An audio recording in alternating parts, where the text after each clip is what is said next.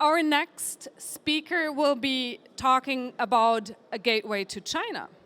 Well, there is a lot of gateways to China, but most of them are pretty hard to access for European or German business people. So here we go, having Terry van Bibra as our next speaker, introducing, he's the new general manager for Germany for Alibaba.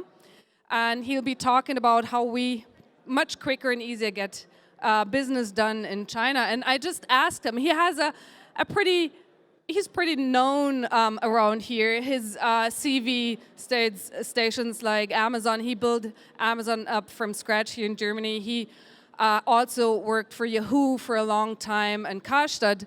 But the fun thing is he started actually out as a commercial photographer, which he considered to be not creative enough. And that's why he went into business, because his main interest is in having a real big challenge at hand and then finding a creative solution to actually solve the problem. So I'm really excited to hear how he is gonna find a creative solution to solving the big challenge of bringing Europe closer to China in business terms. Welcome with me, Terry van Bibra.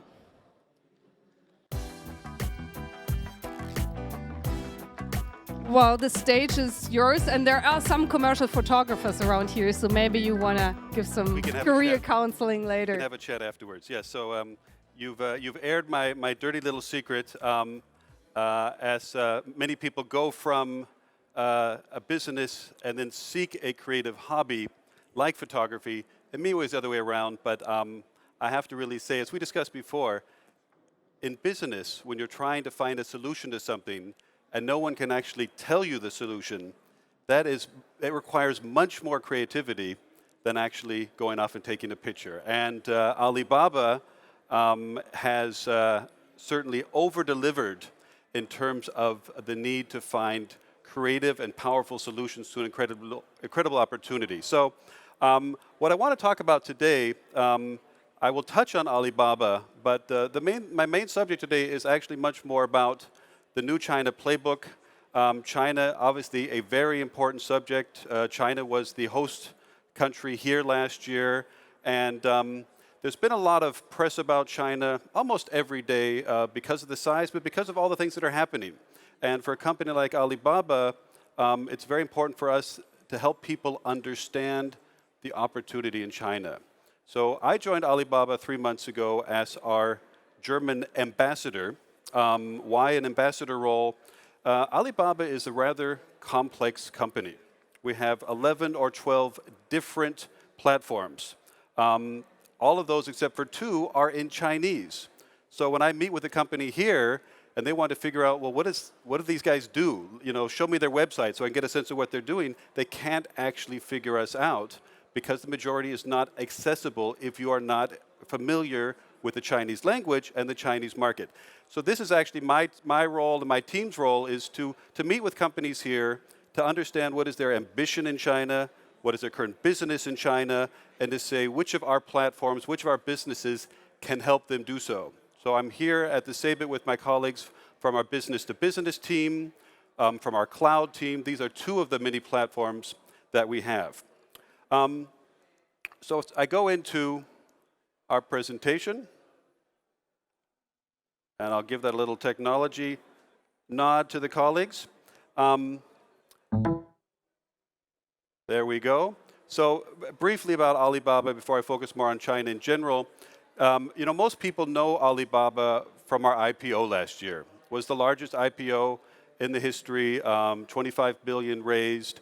And that's great for us. It gives us a lot of great press, a lot of great attention, but it actually created an even stronger need to explain what we do and what is behind this very large colossus in China. So we have over 400 million active users on our various B2B and retail platforms. We facilitate delivery of around 30 million packages a day. I'm not going to go into our Singles Day. It's the other thing after the IPO that most people know, the Singles Day, 11th of November every year, where we have a sales bonanza, which is, as many people may already know, the largest sales event in the world. Year before last, we did over $9 billion sales in one day. This past 11th, we did $14.2 billion in one day. They're actually almost absurd numbers if they weren't real, but they are. We do things like selling on one day 10 million liters of milk. German milk, a lot of that actually. 1.1 million watches. But that's just one day. And for us, it's really more about what we can do the entire year. Our gross merchandise volume, almost $400 billion in our last reporting period. And a particularly interesting point about that is 68% of our revenue in the last December quarter came through mobile devices. So Alibaba is in a similar position as companies like Google and Facebook, et cetera. A lot of mobile traffic, but not necessarily the revenue coming through the mobile device. Like those companies, we made a very large effort in the past year to move the revenue to where our users were spending their time on the mobile devices, and we have now succeeded at doing that. Basically 70% of our revenue also happening on mobile devices. So to give you a sense of the scale for China, so 1.36 billion population, everyone knows those numbers, but basically 50% of that are internet users. 50% of this very large number. And of those 50%, the 650 million, 550 million, so 85% of them are mobile internet users already today. On our marketplace, I mentioned before, around 400 million people active on our marketplace. Just to compare this to the scale of the population of the United States, 319 million, means that there are 30% more people using Alibaba than the entire population of the United States, with another very large amount of people waiting to also go online and be able to participate in e-commerce. E-commerce in China has a completely different role than what we know here. Everyone knows e-commerce has been very disrupting to all sorts of retailers. We have a very mature retail industry in Germany, in Europe, and the US. For decades, we have built a large offline stationary retail business. And they have now become threatened and feel threatened from e-commerce, and e-commerce has now become a big part of our business.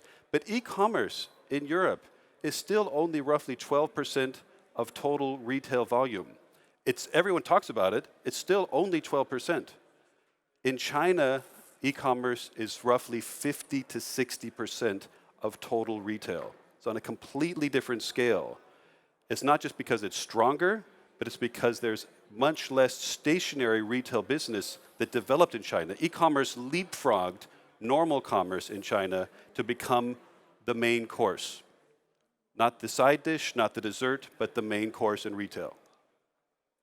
There's been a lot of headlines like China. As I mentioned in the beginning, people are concerned about the Chinese economy, the slowing growth of the economy, the recently published numbers of roughly 6.5% growth being predicted.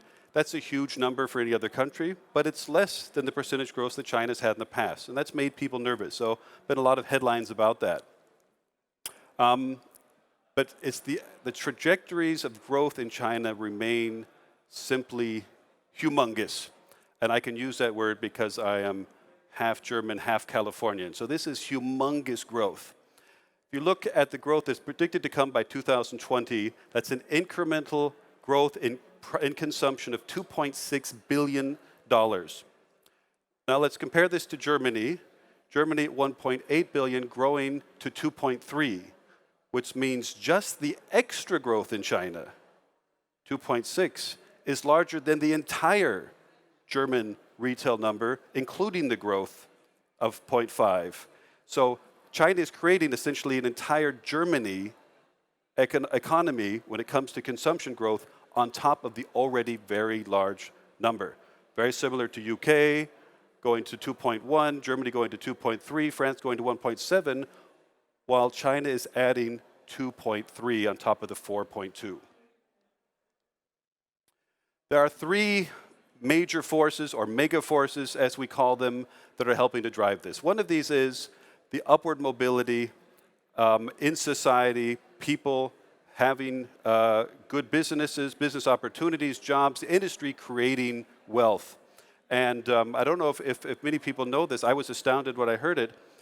The Chinese consumer saves at a scale that is on a completely different level than the scale that we are used to in Europe or in the US. The average savings quota, savings versus GDP for a country globally, is around 22%. In China, that exact same number is 49%. So twice as much savings being put aside from the actual GDP, and that is now pent-up savings funds with a pent-up desire to buy and consume high-quality Western, European, and American brands, which is driving a lot of the business in China right now, and a lot of business for us. So trying to fulfill this very high demand for consumer goods, for high-quality branded consumer goods. The other trend is the generational shift. So if you can see here, the orange bars are CAGR, cumulated annual growth rate. So what is the average growth rate over multiple years? In this case, over the years from 2015 to 2020. Generational shift, age 36 and older, growing by an average of 7% per year, while the younger generation, 18 to 35, growing twice as fast. And as I already mentioned, e-commerce being 50%, e-commerce among younger people, if you can imagine, the average is 50%, is even higher, and that group is the group that is growing faster than the rest. So this is an accelerated growth rate. And then the growth of e-commerce, offline retail growing 6% on average per year, while e-commerce growing, forecasted to grow 20%. So again, a very different scale. All the numbers and factors I've been talking about, they are not staying the same. They're becoming stronger and stronger and stronger waves in the Chinese economy. Upper middle class, we talk about upper middle class incomes of 24 to 46,000, or affluent households more than 46,000. This number is forecasted to grow to about 100 million people by 2020. In the normal middle class, that number is already today around 350 and predicted to grow by 2020 to 2023 to about 500 million. So this 100 million is more the highest spending group, but in general middle class, predicted to grow to $500 billion. The measures of the young generation I already discussed, that percentage going up from 45 to 53%. And the growth of e-commerce, this is really what I was talking about a bit before, how e-commerce, because of the infrastructure situation, because of a weaker offline retail sector in China, and how e-commerce has leapfrogged in the market to be the dominant method for purchasing. You can see here the numbers. Again, so these are not billions, these are trillions. 2015, 600 billion, the market. So 0.6 trillion, 600 billion, predicted to grow a further 20% to 1.6 trillion, so 1,600 billion as the business for consumption. China is going from being a market which has built its industrial base and its consumer affluency on exporting goods, producing goods and exporting them, which remains important. But the shift that's now happening is that China is moving to becoming an importing, consuming society, consuming goods with this savings quote that I mentioned, with this increased income levels, and within the population, people who can afford to actually spend money on quality items. You know, the things that we do a lot of business with, for example, here with companies in Germany, these are things like quality kitchenware, quality food items. These are the sort of things that the Chinese are very keen to reach in their pockets to spend the money to have what they can see as a guaranteed made in Germany quality. Cross-border commerce is very important.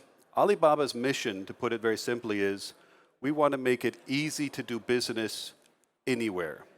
So it's not just about doing business in and with China. It's about, over time, finding ways to help companies all over the world do business with each other and to sell their goods to consumers everywhere, not just to China. That's a big part of our business right now. It's a big focus area for us. But our mission is really to make it easier to do business anywhere. We want to make it easy to do cross-border trade from any country to any other country. And why this is an exciting opportunity for us is the size of the business. Growing in 2014, estimated 21 billion cross-border trade in China. So this is going into China, growing to 250 billion. So a huge jump, a tenfold jump in consumption. I'd like to show you a brief video we put together. Can we roll the video? We just run the video, please.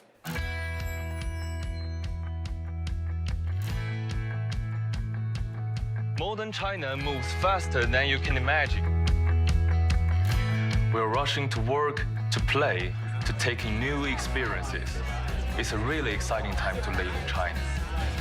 我们这一代的收入比父母那一代多了，当然也有更多的选择。Life now is more convenient. I can shop, order anything, book a trip anywhere in the world, all with my mobile phone. 我非常喜欢淘宝，淘宝是我的乐趣。我不只是在需要买东西的时候才淘宝。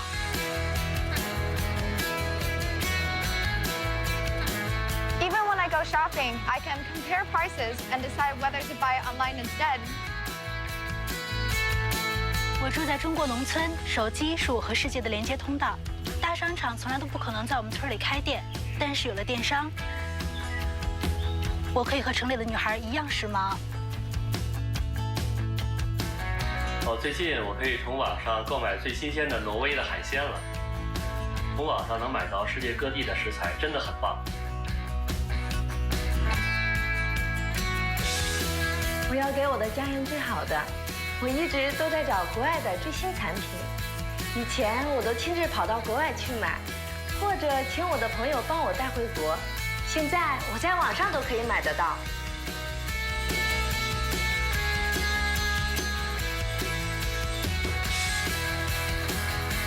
自己创业让我更有机会改善生活。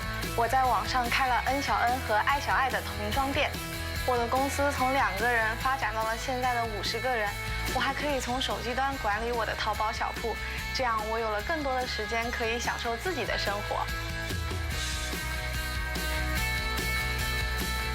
I really enjoy working for a company that creates value. There are so many things to do here in Alibaba, and every day is like a race to make things seamless, convenient, and enjoyable, all with one goal, to improve modern China.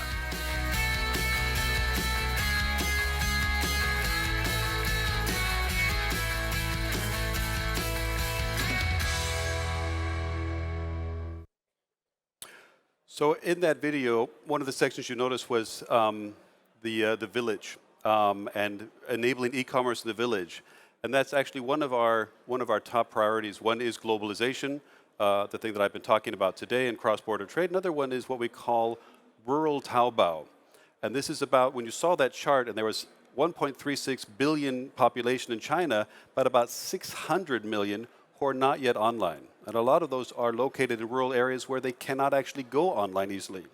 So we've started a program that you're seeing a little glimpse of there, which is how do we enable these villages to participate in e-commerce. And I had the opportunity to visit a few of these villages on a recent trip to China, and it was quite amazing to see.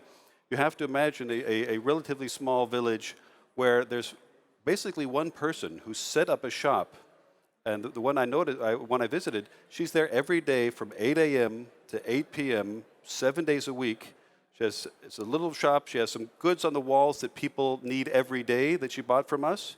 But she has a very large monitor. The people come in and order what they would like from our site with her. So they help her, they show her how to do it, and then it is delivered to her shop. We went to another village where it goes in the other direction. This is a village that's famous for its nuts and growing certain kinds of nuts in China. This is a village of 1,000 households, and 56 of these 1,000 households are now growing nuts and then selling their agricultural produce on our site. That is their main source of income, is selling these nuts they grow on our site. So they are now sellers participating in e-commerce. Our goal is to have 100,000 of these villages enabled. And that doesn't mean like 1 or 2 people in the village. For it to qualify as one of these 100,000, you need to have 10% of the people in the village actually actively participating, and they have to reach a certain amount of millions of RMB for it to qualify. So we want it to be an important part of the village, not just a niche, and for that across 100,000 different villages. This is a long-term program. It's going to take quite a while to get to a scale that it is meaningful as a business, but it's a very exciting idea long-term from a business perspective, but in short to medium term to enable people to participate in e-commerce. So winning in the new China, there was a big advantage for a lot of companies who started early, who made their brands well known in China earlier than others. Some brands were very clever and came in and took a market position in China with their brand that they might not even have in the local market here. Certain brands, let's say in Germany, that are maybe have a mid-tier position as a consumer good, in China have managed to take a premium position. That was an advantage you had for being there early. But the nature of consumption is changing. How the Chinese population want to purchase and sell online is developing. Some of the strategies in the past are no longer the relevant strategies in the future. And the young and more affluent generation is going to play a larger and larger role. One rule for China, though, that certainly still makes a lot of sense, which is in China is different. You cannot assume things will work the same way they have worked here for your business. And two, choosing the right partner.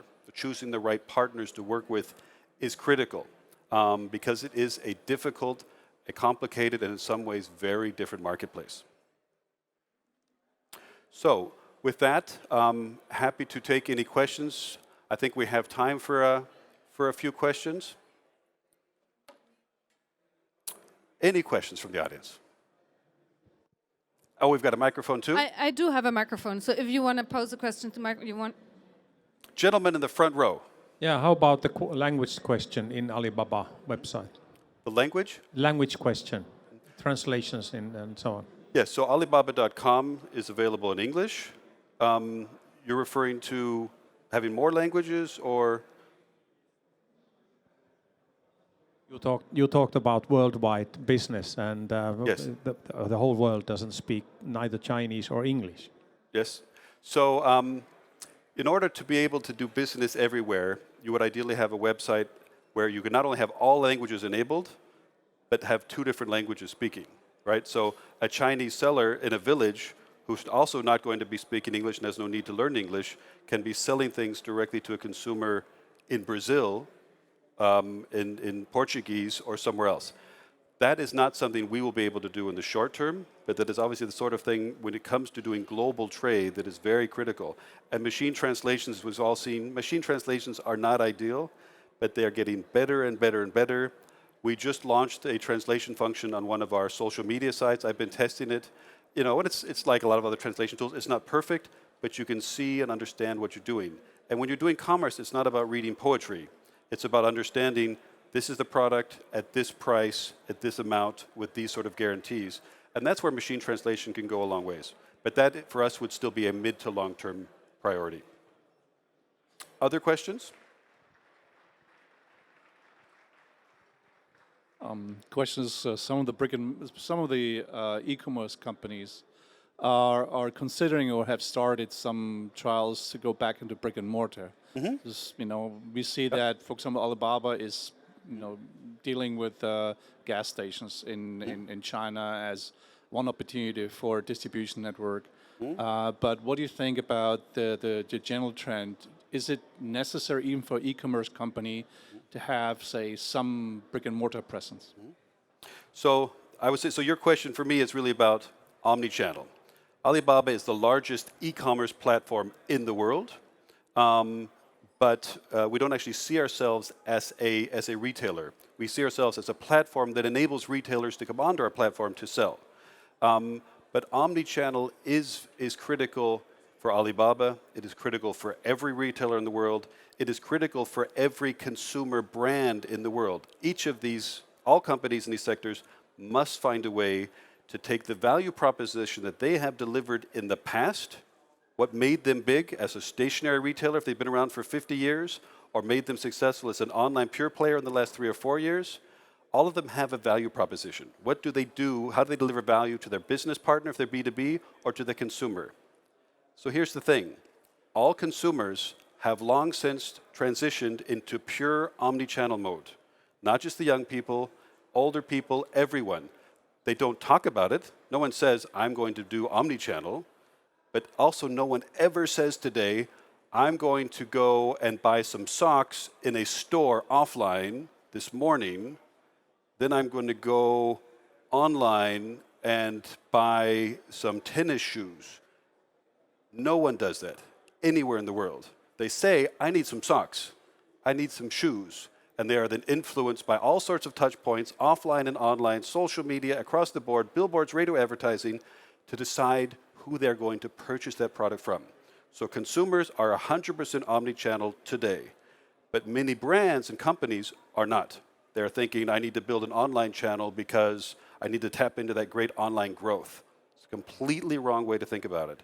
For Alibaba, we are very keen on how we can then deliver our value proposition as a platform. So we have invested a minority share in one of the largest offline retailers in China to enable us to work in how we deliver across that. So we're doing that. We do a lot of work in what we call O2O, online to offline. So someone orders something online, it is delivered offline.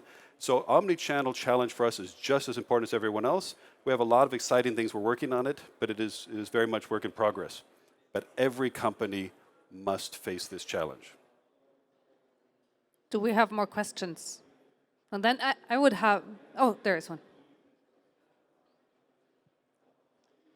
Do you have any plans in Africa? Sorry? Do you have any plans in Africa? And if not, why? So Africa, is a very important continent for us because, as I said, our mission is to make it easier to do business everywhere. That obviously includes Africa. Africa is a particularly challenging marketplace and continent to do so in. Cross-border trade today between Germany and China, so two very developed economies with very strong infrastructure in Germany forever, and huge investment in improved good infrastructure in China, and it's still difficult to do cross-border trade profitably, even now, because it's just much more difficult. It's not just the distance, there's regulation and distances and complications and understanding what to do. So to do that with a marketplaces in Africa where that is much less developed simply means the challenge is that much bigger. So for us, I would see that as very much a mid to long-term solution. What we are doing right now is trying to see how quickly we can deliver products from China to Africa. Right now that takes too long. So that as those markets developed and the populations become more affluent and able to purchase more items, that we have the infrastructure to actually bring those to Africa sooner. But this is not something that's going to happen, in the next 2 or 3 years. I won't be standing here in 2 years saying we've, made it easy in Africa, but it is absolutely part of being able to make it easy to do business anywhere, including in Africa. Since our time is almost up, I get to ask the last question. Because I got the microphone. You're going to ask me another dirty secret? No, I will not ask about a dirty secret. But what I really wonder about is what's the biggest challenge in e-commerce at the moment that will be successfully tackled in about 5 years? In general. In general, or in Europe. I mean, this is the market that we do understand most at the moment. I'm not taking an easy way out, but it is exactly what we were just talking about. It is the omni-channel challenge. Doing pure play e-commerce in a place like Germany is relatively easy. The challenge is that there's a few players who have a very strong and dominant role in the marketplace, so competing with them can be difficult. These are companies who have spent a huge amount of time, money, and energy and intelligence to figure out a way to perfect the model. But you can set up an e-commerce business in Germany relatively easily. But when you try to make that into an omni-channel value proposition delivery system, then everyone is trying to figure it out, from the biggest players. So you mentioned, I believe you were referring to Amazon opened a bookstore in Seattle. Does that mean Amazon's going to be opening a huge number of bookstores? No, but it means also Amazon is trying to figure out how to do omni-channel. Everyone is, and no one has. So you cannot be an e-commerce pure player, in my mind, and not address this, because consumers don't think that way. So what you're saying is the biggest challenge is the consumers themselves, right? Because they wish... Matching your infrastructure and matching how your teams work and how you manage teams and how you prioritize projects to deliver for the ever-changing consumer habits. And they will not stop changing their habits. Same-day delivery is an example. So we went from having many days to 3 days to 1 day. Now same-day delivery is becoming a big issue. Do we all need same-day delivery? No, we do not, except for a certain niche kinds of products. But once companies are able to do same-day delivery for everything, then the consumer will immediately assume that's the norm, and I want to have it for everything for free. That's consumers' rights to do that. They will do that, and it will require companies to find a way to do same-day delivery profitably, even though they really wouldn't need to, because consumers call the shots. That's what they do. Thank you very much for your talk. Give a warm hand to Terry von Bibra. And my main takeaway is probably for this talk is it's still, or at the moment, basically the platforms that do change not only e-commerce, but commerce in general.